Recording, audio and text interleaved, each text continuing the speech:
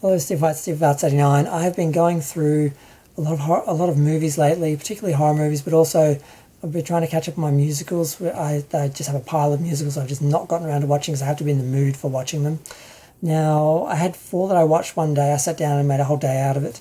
And I watched Oklahoma, Guys and Dolls, West Side Story, and Gypsy. I was going to do them all in one review, but it took too long. I did Oklahoma and Guys and Dolls in one. I was planning to do Gypsy and West Side Story in the second one, but it was 4 minutes in and I barely managed to cover West Side Story. So I'm just doing Gypsy on its own.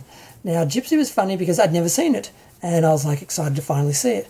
But I have seen Gypsy because I'm very familiar with the Bette Midler version, and for some reason I thought they'd be different. For some reason I thought it would be a different film, there'd be something I hadn't seen, and I'm like, no, it's the same musical, Stephen. What were you expecting?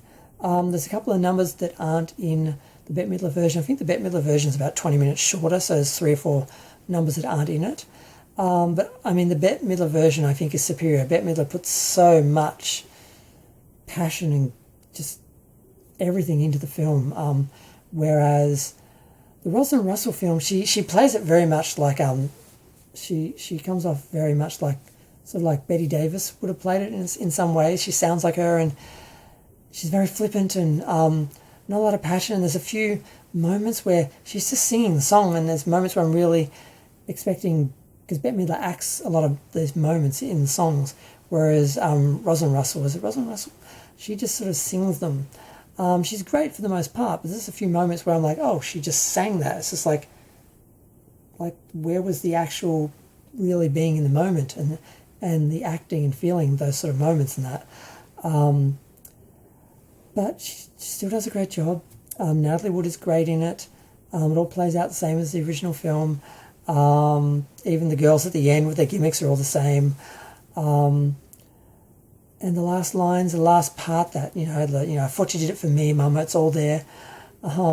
Rose's Turn is not as big, not as dramatic, but it still has the basic same staging and everything.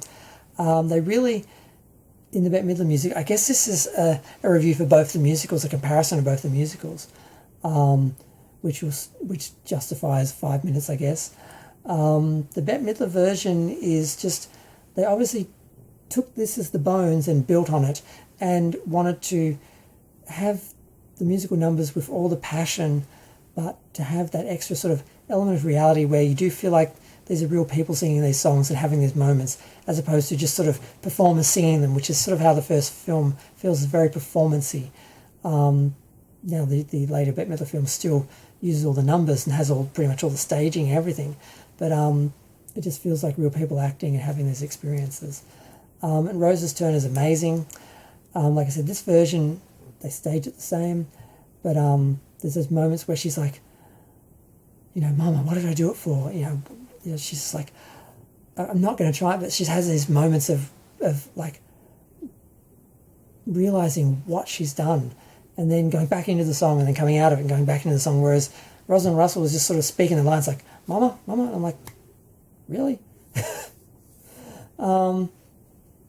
It's just as disturbing to see that the young girls playing little kids the whole time, and just the single-minded nature of her obsession with making these kids stars and not accepting that vaudeville is dying and burlesque is sort of taking over, and how they eventually end up in burlesque, but they try and do it their way with some dignity and class, and the way that Gypsy Rose Lee stumbles into the part, stumbles into the act, stumbles through it, creates this brilliant, memorable act that became iconic out of just pure accident. I guess that's how it happened. That's the way they play it out. And the fact that she's just named by, one of the other performers, and it just the whole film plays out. Both films play out really well, and they're enjoyable. I don't know. I'm feeling a lot more sympathy for the kids and how all that side of the film plays out. You could cut that side of things down, make it an 1.5-hour movie, and it would still be just good, because you need to set up how the kids lived and how Mama Rose tried to make them famous and it failed, and then how they ended up where they ended up. Like the romance between her and, the never husband. It drags a little, but you love the characters. I've sort of come to love them over the years, so it doesn't bother me as much. The first time it really dragged, the first couple of times. I saw the first film. But, yeah. I loved it. It's a classic. Natalie Wood was great. But the remake was just as good, and they built onto it. They improved on it, which is, not always the case. So it's hard to go back and watch the original when you've seen, it redone. I don't want to say better. But I'm going to go. Feel free to share, like, comment, subscribe. Let me know what you think. I'm just really enjoying watching these classic musicals, and I'm glad I've still got 5 or 10 to go. And that's just the ones I've bought. There's plenty I haven't seen.